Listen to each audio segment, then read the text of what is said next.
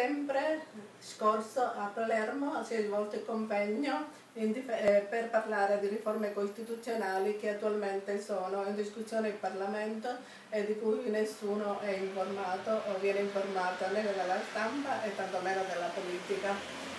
In occasione di questo convegno il Presidente della Repubblica ha voluto dare all'Associazione un premio di rappresentanza per il progetto La Costituzione ritrovata, che abbiamo rassegnato nelle sue mani il 20 gennaio scorso.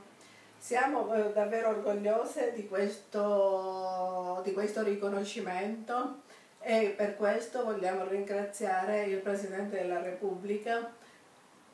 Oltre ad essere orgogliose, sicuramente ci aiuta ad andare avanti e ci incoraggia soprattutto ad andare avanti. Siamo consapevoli che sicuramente avremo e incontreremo moltissimi ostacoli, purtroppo, così come ne abbiamo incontrate tantissime fino ad oggi, ma comunque noi andremo avanti.